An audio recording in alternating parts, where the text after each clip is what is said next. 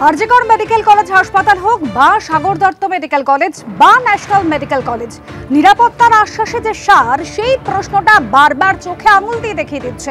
এবার national medical college, সেখানে junior চিকিৎসকদের ওপর চড়াও হওয়ার অভিযোগ উঠল, গালিগালাজ করার অভিযোগ উঠল, নিগ্রহের অভিযোগ উঠল।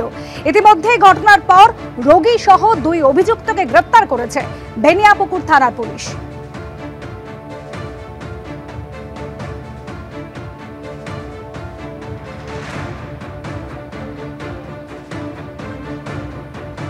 আমাদের ন্যাশনাল মেডিকেল কলেজে আজকে ভোরবেলা মদ্যপ পেশেন্ট এবং পেশেন্ট পার্টি কম করে 10 জন, সঙ্গে মহিলা, এনারা ঢুকে আসেন।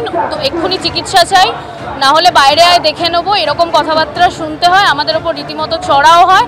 এই সময় পুলিশ কেউ আসেনি, কোনো সিকিউরিটি পুলিশ পার্সোনাল সাহায্য করতে এগিয়ে আসেননি। তারপরে আমাদেরকে যখন একেবারে কোণঠাসা করে ওয়ার্ডের কোনায় পাঠিয়ে দেওয়া হয়েছে এমার্জেন্সি থেকে, সেই সময় ওনাদের বাড়ির লোকরা নিজেরাই, যেহেতু ওনার হাতে গভীর ক্ষত ছিল, ওটিতে নিয়ে যেতে হবে, ওনারা ওটিটা কোথায় সন্ধান পেয়ে ওটির দিকে গিয়ে ধাওয়া করার চেষ্টা করে। তো সেই সময় পুলিশ আটকায়, পুলিশ ওটিতে যেতে দেয়নি বাড়ির সব লোককে। তারপরে ওখানে যতক্ষণ পেশেন্টের চিকিৎসা হয়েছে পুলিশ ওখানে দাঁড়িয়ে থেকেছে। তারপরে আমরা একটা কমপ্লেন করি, সেই কমপ্লেনের বেসিসে পুলিশই আউটপোস্ট থেকে গিয়ে বেনিয়াপুকুর থানায় নিজেরা এফআইআর দায়ের করে। চিকিৎসা শেষ হলে পেশেন্ট এবং মদ্যপ পেশেন্ট পার্টি দুজনকে অ্যারেস্ট করা। এমএসভিপি কোনো কমপ্লেন করেছে? এমএসভিপি আজকে দুপুরবেলা 2টোর আগে অবধি উনি আসেননি, এমএসভিপি প্রিন্সিপাল কেউই আসেননি। যিনি ডেপুটি সুপার রাতে ডিউটিতে অন ডিউটি ছিলেন, তিনি সকালবেলা আমাদের জানিয়েছেন তিনি এসব কিছুই জানেন না। কোনো ইনস্টিটিউশনাল এফআইআর লজ করা হয়নি। আমরা চরম নিরাপত্তাহীনতায় ভুগছি। আমাদের একের পর এক সাগর দত্ত, সিএনএমসি, এর আগে কর্মবিরতি চলাকালীন এসএসকেএম এবং পেরিফেরাল বহু মেডিকেল কলেজ, পিএইচসিতে এই ঝামেলা আমরা একের পর এক দেখতে পাচ্ছি। আমরা চরম নিরাপত্তাহীনতায় ভুগছি। এরপরে আমি বুঝতে পারছি না যে সরকার ঠিক কী করছেন আমাদের জন্য, আর সরকার যে ডিরেক্টিভগুলো দিচ্ছেন সেগুলো নিয়েও আলটিমেটলি কিছু তো হচ্ছে না, শুধু সেগুলো কাগজেই বেরোচ্ছে আর সেগুলো মৌখিক প্রতিশ্রুতি লেভেলেই থেকে যাচ্ছে। এখানেই শেষ নয়, উত্তেজনা ছড়ালো দুর্গাপুর বেসরকারি মেডিকেল কলেজও। ভুল চিকিৎসার জেরে প্রসূতি মৃত্যুর অভিযোগ। সেই অভিযোগে হাসপাতালে গেট আটকে বিক্ষোভ দেখালেন রোগীর পরিজনেরা। পুলিশ আসলে দফায় দফায় ধস্তাধস্তি হলো বিক্ষোভকারীদের সঙ্গে। যদিও ভুল চিকিৎসার সমস্ত অভিযোগ অস্বীকার করেছে হাসপাতাল কর্তৃপক্ষ।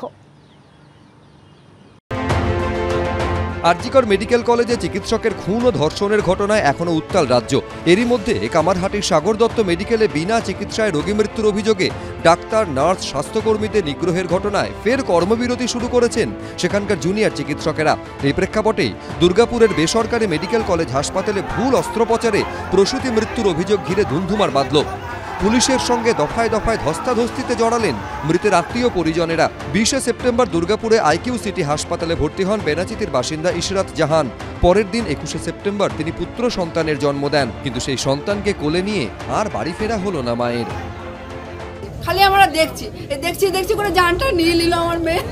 পরিবারের অভিযোগ, সিজার করার সময় প্রসূতির মূত্রনালী কেটে ফেলা হয়। তারপর থেকেই শারীরিক অবস্থার অবনতি হতে শুরু করে। তারপর থেকেই হাসপাতাল কর্তৃপক্ষ নানা রকম অজুহাত দিতে শুরু করে।